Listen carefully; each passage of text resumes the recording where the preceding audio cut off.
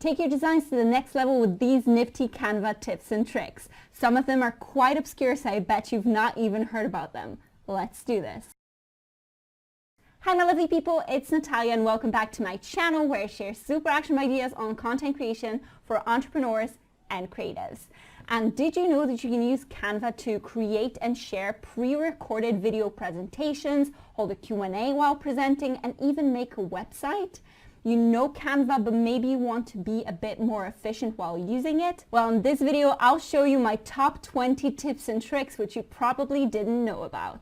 If I helped you find a tip that you really like, hit that like button and subscribe for more content. So without further ado, let's start with tip number 1, creating QR codes.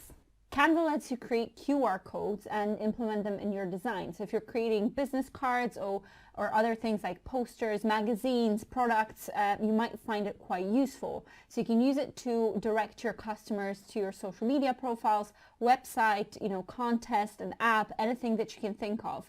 So you can get very creative with them. And instead of just using the usual links, you can try directing your clients to leave a review, for example, on Google or TripAdvisor. So the way you want to do it is, if you're in the editor, you click on More, and then in the search bar, you type in QR, click on the QR code, and enter your URL. I'll just use my Instagram handle, and I click on Generate Code. And as you can see, Canva popped up with this little QR code, so I can just align it with the previous one that I had in here, and that's you done. Tip number 2, aligning elements with Tidy Up feature. If you want to align elements or text perfectly, you can use the Tidy Up feature. And this feature works brilliantly if you're using multiple text or elements. So instead of relying on your eyesight and trying to align them perfectly, just let Canva work its magic automatically for you. So as you can see, I've got the little social media buttons in here. So they're perfectly aligned at the moment. But if I just move them around like this, and I'm trying to align them again, it's quite tough to do it on your own. So if I just select all of them, go to the top bar, click Position, and then click Tidy Up, you'll see that Canva does it for me perfectly. Tip number 3, the perfect alignment. So if the Tidy Up feature is not suited for what you're trying to do, you can perfectly align text, photos, or other elements with guides, rulers, or use automatic Canva alignments. So for example, I've got this in here, it's grouped.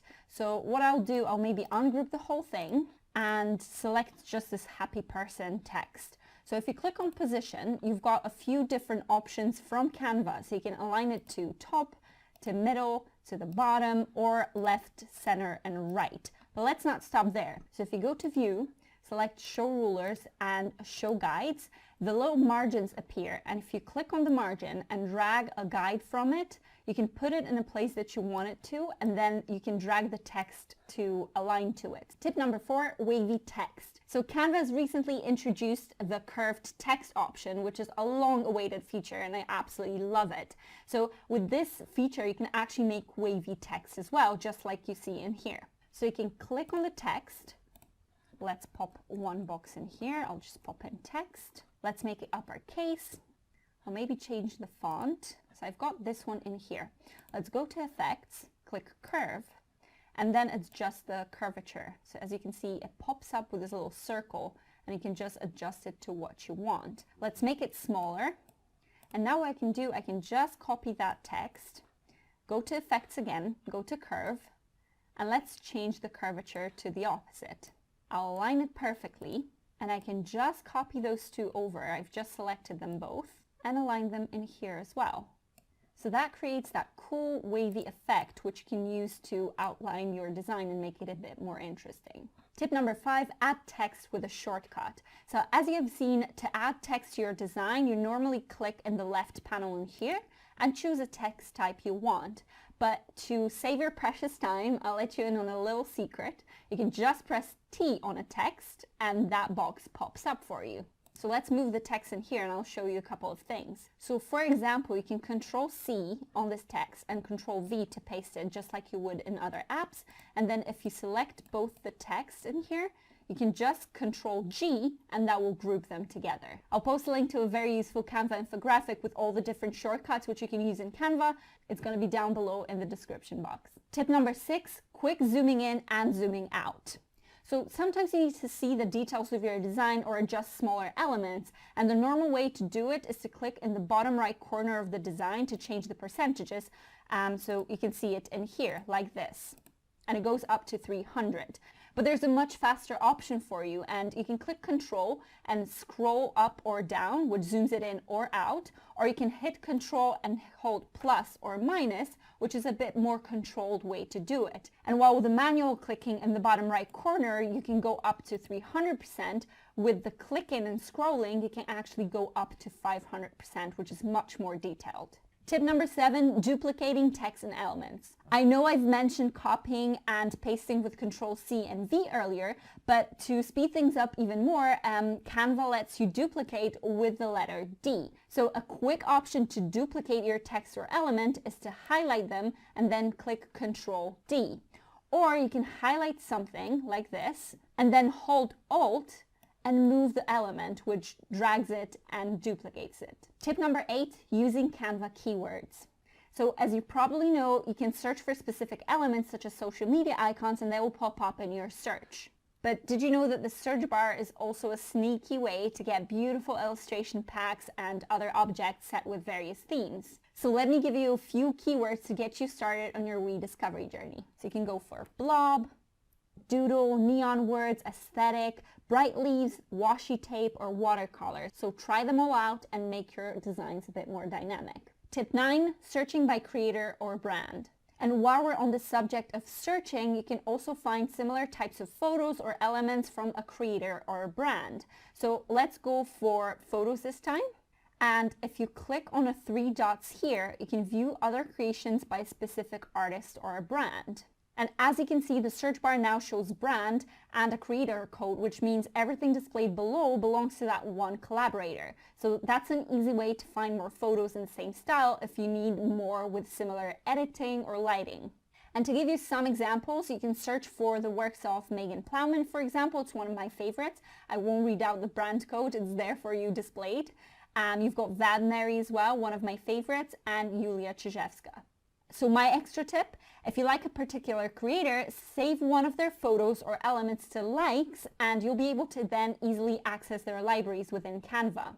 Tip number 10, filtering elements and photos. So when you're designing, searching for that perfect image or element can keep you, scrolling and scrolling and scrolling, but if you use filters, the whole process becomes more efficient. So if you're looking for a photo with a specific tone or palette, you can click on a color to filter out the ones you don't need. So let's say we want blue. So click on the filter, apply filters, and it will show you all the photos in blue tones. So same goes for the orientation. If you're designing a vertical poster, for example, make your life easier and just select a vertical orientation. I use it particularly often for wider ratios, so when I'm designing something like a Twitter post or a banner. Tip 11, locking an element. All right, so tell me, how many times have you accidentally moved an element or, kept selecting the one you don't want and it caused you so much frustration? I mean, I've done it so many times. So you can easily eliminate that issue by locking an element. So select the element and click on the lock button in the top right corner. This way you won't accidentally drag it because it stays in place and it's impossible to select it.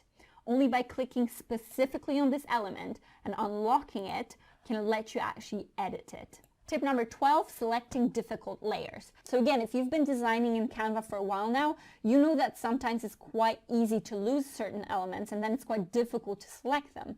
But there is a quick workaround. A quick way to select them is to use Control plus left click, just like that. It also works great for any hidden elements. Let's try and find one. So now that I've got it selected, I can just click on position and send it to front. And here it goes, it's found. Tip 13, moving elements with arrow keys. Moving elements by just a tiny bit can be a bit messy even when you're zoomed all the way in, but actually there's a quick workaround. So you can just use your arrows to move the elements, photos, text by 1 pixel at a time. So I'll show that to you in here. So as you can see, I'm just pressing and it's moving just a tiny, tiny bit. But if you need 10 pixels at a time, this can be done by holding Shift and then pressing the arrow key. So as you can see, it moves by a bit more. Super simple and saves a lot of pain. Tip 14, uploading images quickly. When you want to use your own image, you need to go to the left panel to upload image and then select specific media. As you probably noticed, I'm all about making things efficient in here, so there's a faster way to do it. Just drag and drop your image into Canva and voila, it's uploaded directly. But hey, let's not stop there. Same goes for any online design, so there's no need to download an image and then upload it to Canva. So there's one image that I found within Canva library, so I can just right-click it, copy image, go to Canva, Control-V, it pastes it and uploads it directly. Tip 15, inserting hyperlinks. So when you're designing a graphic to export it in a PDF format, you can make it more interactive by including links. So having some links to add for your social media channels, for example, or a website is a great option to further direct the viewers. So you simply select your text or an element. So I'll select the Facebook icon, go to link, insert your URL, and that's all. That's it. Tip 16, quick way to include testimonials. Social proof is so important for every creator and entrepreneur, so if someone left a really good review, just put it to good use. And whether it's been left on Instagram, Google, or Facebook, you can just screenshot it and incorporate it into your design in Canva. So to do it, I'll find a random review from Google, screenshot it on my phone, upload it from here to Google Drive, and since I have it connected to Canva, which you can do from the upload section or the apps below, I can simply grab it from the drive through the upload tab. So let's go to Upload Media, Google Drive, and as you can see, it pops up with the contents of your drive. So I've got that screenshot in here, so just click on it, I'll crop it, and then just add it within your design nicely, and there you have it. A quick way to showcase your new game's testimonial. Tip 17, creating a website. Okay, so this one is so cool. Did you know that you can actually create a simple website within Canva? Yes, so this might be extremely useful if you don't want to invest in an actual website or simply don't have the budget for it. Just type in website to find some beautiful Canva templates or design one yourself. Add any relevant hyperlinks, which I showed you how to do a moment ago in tip 15, and publish it as a website. And there are a few different ways of how your website can look, so choose the one you like, open website, and Canva will give you a unique link. And that's the only caveat. You can't use a custom domain or change the Canva link in any way, but there is a workaround. You can use a link shortener like bit.ly.com and get a nicer looking URL to include in your communication or social media. It's a pretty great option if you're looking for a simple landing page to redirect the traffic, create your online profile, or provide some more info. Tip 18, using Canva colors. Colors are an important part of your brand image and making your design stand out. And Canva provides very useful resources to help you find the right ones for you. So if you go to canva.com/color, you'll find 4 tools: the color palette generator, color palette ideas, color wheel, and color meanings. The last one teaches you about color symbolism so that you know how to make your image reflect the brand values and evoke specific emotions. With the use of the color wheel, you can find what colors look good together and play around to find the perfect combination. Color palette ideas present you with various ready-made palettes to get inspired and start designing with them straight away. And last but not least, if you yourself have found a photo that attracted your attention, you can just upload it to the color palette generator and Canva will automatically produce the palette from it, so it's very inspiring. Tip 19, creating Canva presentations. That's a fairly recent feature, and what's brilliant about it is that after designing your presentation, you can present it from Canva with various handy functionalities. First of all, you can choose the presenter view, which opens up 2 windows, one that the audience sees and the other one that is for you. It shows you the current time and the timer, which is very handy to keep you on track. You also have the notes panel, which displays all the notes added to the presentation while designing, or you can update them before you present too. It's amazing because your audience can't see it and you can refer to them throughout. The caveat is that you can present live, but with an external program like Zoom or Microsoft Teams. What's more, Canva lets you present and record your work as well, which is a separate functionality from what I've just discussed. What I love about this option is that you're visible while presenting in a wee bubble. So let me show you this.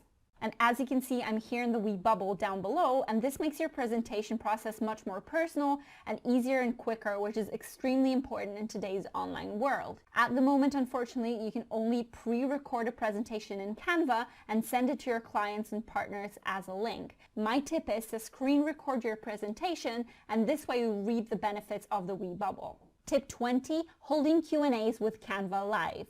While we're still talking about presentations, Canva Live allows people to ask you questions while you present. So I'll start a new session and there's no need for the audience to install any apps. Simply send the dedicated link and access code and people can access a chat and ask you questions in real time. And before you say, hey, but people can ask questions in the chat on Zoom, right?